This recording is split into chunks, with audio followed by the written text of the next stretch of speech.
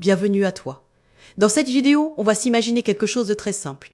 Tu fais tes courses dans ton supermarché habituel, tu prends quelques produits au hasard dans les rayons et sans même t'en rendre compte, tu te retrouves avec énormément de sucre dans ton panier.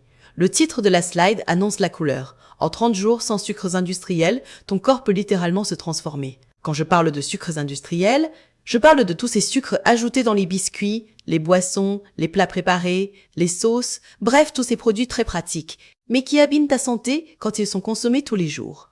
Pendant ces prochaines minutes, je vais t'emmener semaine après semaine pour que tu comprennes ce qui se passe vraiment dans ton corps quand tu fais cette pause avec le sucre. Tu vas voir qu'en seulement un mois, ton organisme commence déjà à se régénérer. Voyons maintenant à quel point le sucre est présent partout autour de toi. Sur la slide, tu vois un rayon de supermarché bien rempli et un chiffre qui fait réfléchir. En moyenne, si tu prends 10 produits au hasard dans un magasin, il y en a 8 qui contiennent du sucre ajouté. Ce n'est pas juste le chocolat ou les gâteaux. On en trouve aussi dans les plats salés, les sauces, certaines soupes, la charcuterie, les céréales du matin et même parfois dans des produits soi-disant santé. De grandes études ont montré que cette présence massive de sucre dans les aliments transformés n'est pas anodine. Elle pèse lourd sur notre poids, mais aussi sur notre santé globale, sur notre cœur, notre foie, notre peau, notre énergie du quotidien. C'est pour ça qu'un simple mois sans ces sucres ajoutés peut déjà faire une vraie différence.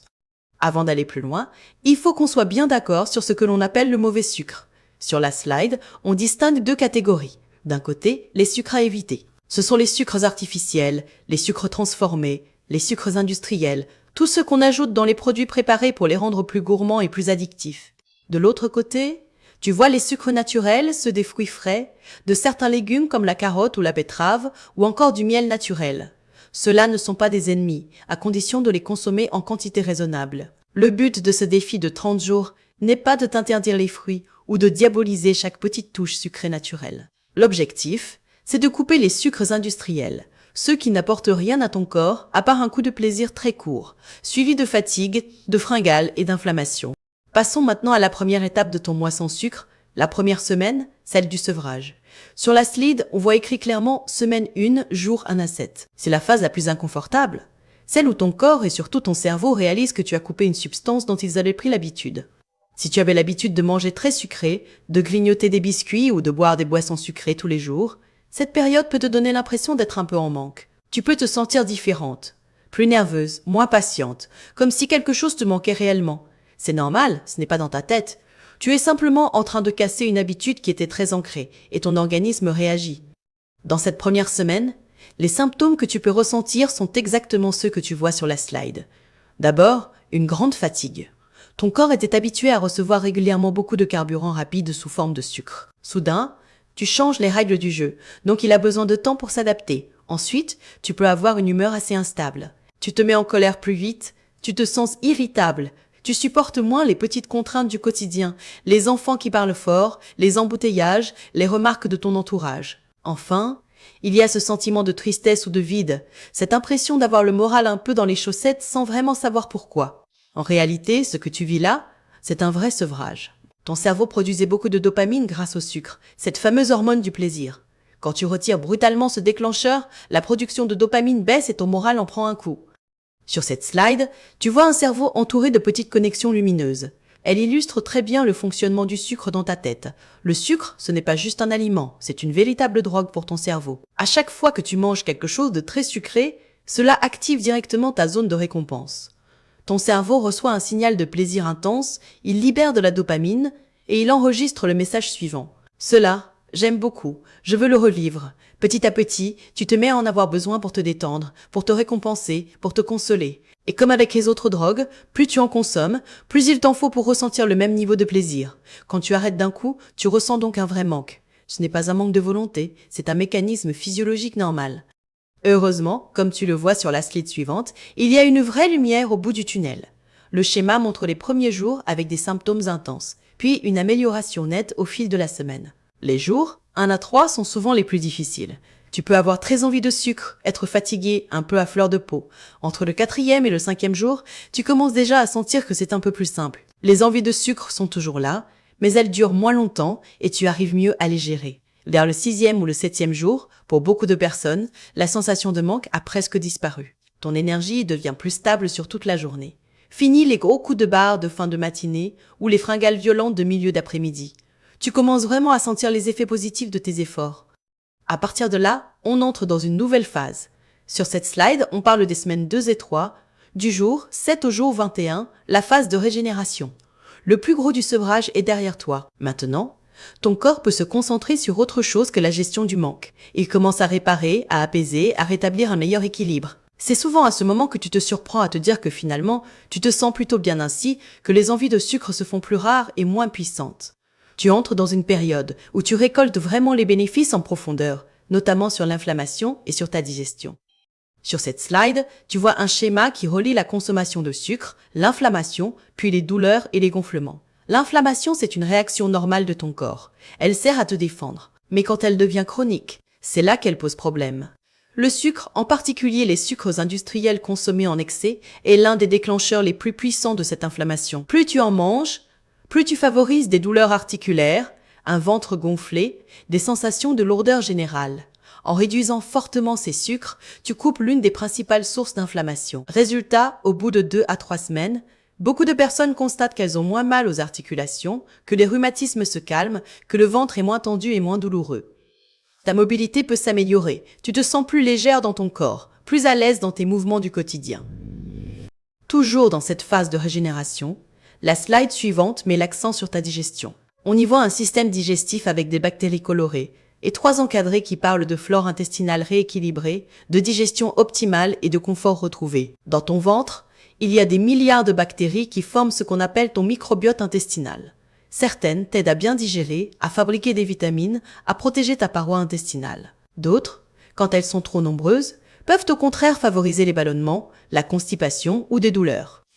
Une alimentation trop riche en sucre va nourrir en priorité les bactéries qui adorent ce carburant rapide au détriment des autres. En réduisant les sucres industriels, tu changes leur environnement. Les bactéries les plus dépendantes au sucre diminuent, les bonnes bactéries reprennent le dessus. Tu peux alors constater moins de ballonnements, un transit plus régulier, moins de gaz douloureux et un ventre visuellement moins gonflé. La slide suivante s'intitule « Le retour du bonheur naturel ». Elle montre une femme détendue, avec 2 mots-clés, moins de stress et plus de bonheur. C'est exactement ce qui se passe quand ton cerveau se libère peu à peu de son addiction au sucre. Après 2 semaines environ, ton système de récompense commence à fonctionner à nouveau de manière plus naturelle. Tu n'as plus besoin d'un pic massif de sucre pour ressentir du plaisir ou de la satisfaction. Ton cerveau recommence à produire de la dopamine à partir d'autres sources. Une promenade, un bon repas équilibré, un échange agréable, une séance de sport te procurent à nouveau une vraie sensation de bien-être. Ton humeur devient plus stable, tu es moins sujette aux montagnes russes émotionnelles. Tu te sens globalement plus calme, plus centré, avec une meilleure tolérance au stress du quotidien. Nous arrivons maintenant à la 4e semaine, celle des résultats visibles. Sur la slide, on voit une personne qui monte sur une balance, avec la mention jour 20 et 1 à jour 30. C'est le moment où tu peux commencer à faire le bilan de ce mois sans sucres industriels. Pendant les premières semaines, beaucoup de changements se passent à l'intérieur de ton corps. En cette 4e semaine, ces changements internes commencent à se voir à l'extérieur. Tu peux observer une différence sur la balance, dans tes vêtements, mais aussi dans le miroir, au niveau de ta silhouette et de ta peau. C'est souvent une phase très motivante, parce que tu prends pleinement conscience que tes efforts n'ont pas été vains. Sur cette slide, on parle de la perte de poids mesurable. Le visuel rappelle qu'en moyenne, en 3 semaines de réduction importante des mauvais sucres, beaucoup de personnes perdent entre 1 et 3 kilos sans avoir suivi un régime drastique. Le mécanisme est assez simple. Quand tu diminues la quantité de sucre qui circule dans ton sang, tu fournis moins de carburant rapide à ton organisme. Pourtant, ton corps continue à avoir besoin d'énergie pour faire battre ton cœur, pour faire fonctionner ton cerveau, pour te permettre de bouger et de vivre. Il va donc se tourner vers ses réserves, c'est-à-dire la graisse stockée un peu partout sous ta peau et autour de certains organes. En puisant progressivement dans ces réserves, tu perds du gras. Cette perte de poids est plus durable, parce qu'elle ne repose pas sur une privation extrême, mais sur un ajustement naturel de ton métabolisme. Ton corps redevient une machine à brûler les graisses qu'il avait stockées en excès. Juste après, la slide met l'accent sur la rétention d'eau. Elle montre comment un excès de sucre dans le sang entraîne une rétention d'eau généralisée, surtout dans les jambes et les chevilles, avec cette sensation de membres lourds et gonflés. Quand le sang est trop chargé en sucre, cela perturbe l'équilibre des liquides dans ton organisme. Ton corps retient davantage d'eau dans les tissus, un peu comme une éponge qui se gorge de liquide. En réduisant fortement les sucres industriels, tu diminues ce phénomène. L'eau qui était stockée inutilement est alors progressivement éliminée. Tu le ressens par des jambes plus légères, des chevilles moins gonflées, parfois même des bagues qui tournent un peu plus facilement sur les doigts. Sur la balance, la baisse que tu vois ne correspond donc pas seulement à une perte de graisse, mais aussi à une diminution de cette rétention d'eau. Les deux combinés donnent un changement visible et souvent très encourageant. La slide suivante met en avant un autre bénéfice que l'on oublie souvent, une peau plus éclatante. On y rappelle que l'acné réunit tous les signes de l'inflammation, la rougeur, le gonflement, la douleur, la chaleur et cet aspect brillant. Or, tu l'as compris, le sucre favorise l'inflammation dans ton corps et ta peau n'y échappe pas. Quand tu consommes beaucoup de sucres industriels, tes taux de sucre dans le sang font des montagnes russes. Chaque pic stimule des réactions inflammatoires qui peuvent se traduire par davantage de boutons, des poussées d'acné plus fréquentes et une peau plus réactive. En diminuant massivement ces sucres, tu apaises ce terrain inflammatoire. Pour certaines personnes, au bout de quelques semaines, les boutons diminuent, les rougeurs s'atténuent, la peau devient plus nette et plus régulière. Ce n'est pas magique ni instantané, mais c'est souvent le premier réflexe à avoir avant de se lancer dans des traitements lourds. Sur cette slide, tu vois un graphique qui illustre le lien entre glycémie, c'est-à-dire le taux de sucre dans le sang, et inflammation au fil des semaines. Au départ, les deux courbes sont hautes et irrégulières, puis, semaine après semaine, elles descendent et se stabilisent. Cela signifie qu'en réduisant les sucres industriels, tu évites ces fameuses montagnes russes glycémiques. Ton taux de sucre dans le sang varie moins brutalement, ce qui réduit la fréquence et l'intensité des réactions inflammatoires. Moins de pics de sucre, c'est moins d'inflammation dans tout le corps, et donc une peau plus apaisée. Cette stabilisation profite aussi à ton énergie, à ta concentration et même à ton sommeil. Ton organisme fonctionne dans une zone de confort, plutôt que de passer sa journée à corriger les excès. À ce stade, tu as déjà tenu 30 jours, et la slide suivante t'emmène au-delà de ce premier mois. On y lit les bénéfices durables. Autrement dit, que se passe-t-il si tu décides de garder ces nouvelles habitudes, peut-être pas de manière parfaite, mais en continuant à limiter fortement les sucres industriels? C'est là que l'on quitte le simple défi ponctuel pour entrer dans une vraie transformation de santé. Ton corps ne fait plus seulement une cure de quelques semaines, il se stabilise dans un mode de fonctionnement plus sain, plus protecteur pour les années à venir. Les bénéfices qui apparaissent alors sont moins visibles immédiatement dans le miroir, mais ils sont essentiels pour ta santé à long terme. Sur cette slide, on parle clairement de protection contre les maladies chroniques. Les petits pictogrammes rappellent les maladies cardiovasculaires, le diabète de type 2, les maladies du foie comme la stéatose hépatique et l'obésité. Quand tu manges beaucoup de sucre industriel sur la durée, tu sollicites en permanence ton pancréas et ton système hormonal pour gérer ces excès. Avec le temps, cela peut favoriser une résistance à l'insuline, une prise de poids importante, une surcharge de graisse au niveau du foie et une atteinte de tes vaisseaux sanguins. En réduisant ces sucres, tu diminues le risque de voir apparaître ces maladies ou d'aggraver une situation déjà fragile. Tu protèges ton cœur, tu ménages ton foie, tu aides ton corps à garder un poids plus stable et tu repousses la probabilité de développer un diabète de type 2. C'est un véritable investissement santé pour ton futur. La slide suivante parle de nouvelles habitudes et d'un nouveau plaisir. Elle rappelle l'idée que ton seuil de perception du sucre se réinitialise. Plus tu manges sucré, plus il te faut de sucre pour ressentir le goût sucré. Mais quand tu réduis les sucres industriels pendant plusieurs semaines, tes papilles se réhabituent.